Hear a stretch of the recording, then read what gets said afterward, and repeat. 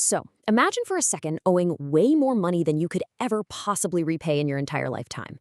Now, zoom out and picture an entire planet doing the exact same thing. We're talking roughly $12,500 of debt for every single man, woman, and child on Earth. Crazy, right? Well, welcome to This Explainer, where we're going to unpack one of the most staggering realities of our modern world, the sheer, almost incomprehensible scale of global debt. Right now, governments, massive corporations, and everyday households are carrying unprecedented financial burdens. We are talking about trillions upon trillions of dollars borrowed globally. It is literally a mountain of money that's reshaping the foundations of our society. And that brings us to the massive trillion-dollar question that economists are starting to ask with some serious urgency. Has the world literally become addicted to borrowing? When you look at that $100 trillion figure, it isn't just a big, scary number on a spreadsheet. A lot of experts actually view it as a potential ticking time bomb for the global economy. So could this mountain of borrowing trigger the next major financial crisis? Or are our modern financial systems actually way stronger than they look? We really need to figure out exactly what's going on here. Okay, let's dive right into this. We're going to break it down into 6 key areas. First is debt of fire or fuel. 2, the crisis borrowing cycle. 3, the government dilemma. 4, the fuse, which is rising interest rates. 5, the actual odds of a financial crash. And finally, number 6, who actually pays the price. Starting with part 1, debt, fire, or fuel. Let's get on the same page about what debt actually is and how it functions in the real world. Now, debt isn't inherently bad. Think of a mortgage. That's useful debt that helps a family build equity and wealth. A company taking out a loan to build a factory. That creates jobs. And governments use it to fund the roads we drive on, support public services, and respond to emergencies. But dangerous debt? That's more like maxing out a high-interest credit card to pay for a luxury vacation. It crosses a line when the borrowing grows way faster than your actual ability to repay it.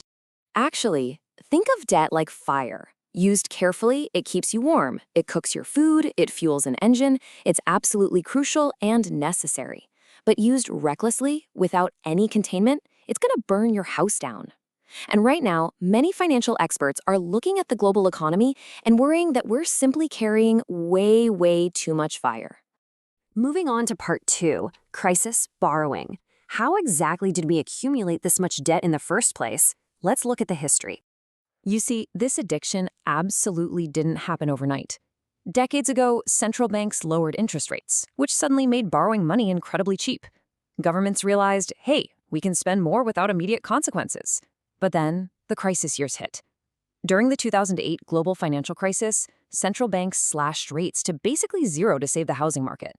Fast forward to the 2020 pandemic, and governments quite literally paid citizens to stay home to prevent a total economic collapse.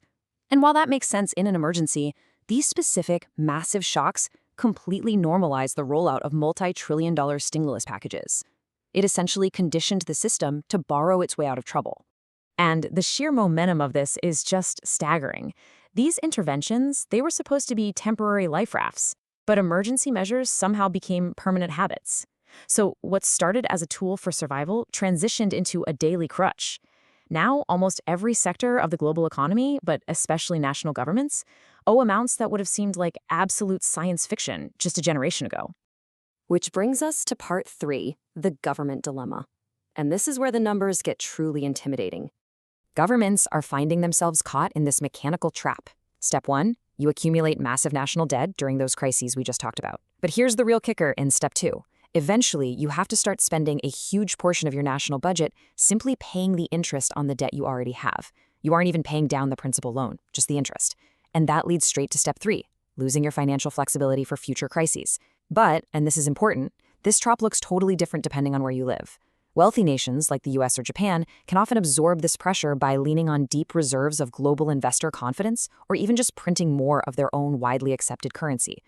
Developing nations, they don't have that luxury.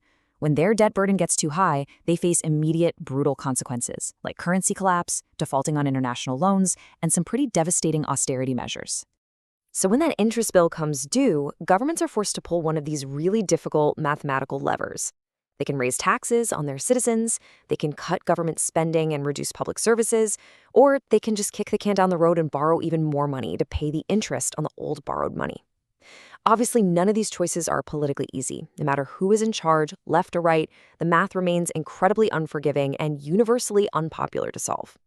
Now for part 4, the fuse, which is rising interest rates. For a long time, 0% interest rates kept all this massive debt manageable. But, spoiler alert, that era is over.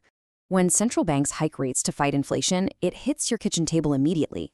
For an everyday household, a jump in interest rates from, say, 3% to 7%, that adds hundreds of dollars a month to a standard mortgage payment.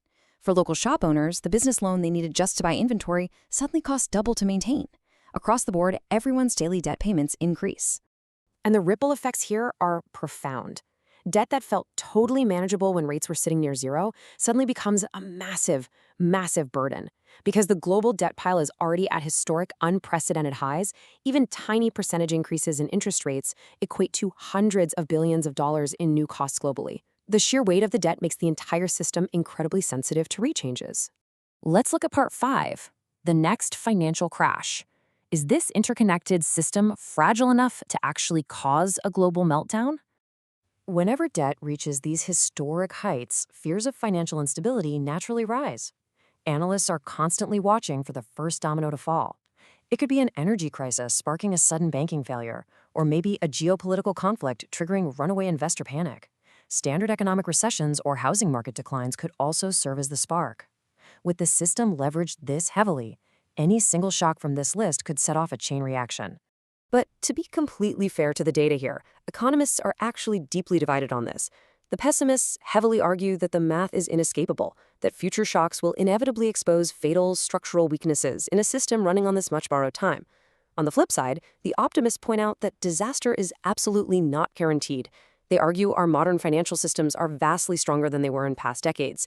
Banks are far better regulated today. Governments have incredibly sophisticated economic tools at their disposal, and global institutions monitor these risks 24/7. Finally, part 6. Who pays the price? Let's focus entirely on the blast radius of this debt bomb. Because the crucial point is this: national debt debates aren't just academic exercises or numbers on a government spreadsheet somewhere. The blast radius is deeply personal. It means higher taxes eating into your paycheck. It means potholes not getting fixed because of slashed public services. It means inflation melting away your retirement savings and devastating sudden job losses as businesses pull back. It literally dictates the actual prosperity and security of workers and families worldwide. $100 trillion. This is the incredible combined size of the global debt burden that governments, businesses, and consumers have mutually created. Now, history shows us that debt can be a brilliant tool to build immense prosperity, but history also provides some stark warnings that excessive borrowing creates systemic, devastating risks.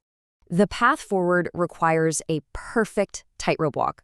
The ultimate challenge for modern policymakers is finding a way to balance the need for economic growth today with the absolute requirement for financial stability tomorrow. If they fail to strike that balance and global investor confidence weakens, the consequences are going to reach literally every corner of the global economy.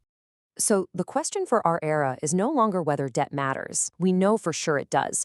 The question we are forced to leave you with today is, how much debt is too much? Have we already crossed that invisible line into the territory of the next major financial crisis, or can we innovate our way out of this burden? I want you to really think about that because the answer is going to shape the economy we all have to live in tomorrow. Thank you so much for joining me for this explainer. Keep learning, stay curious, and I'll see you next time.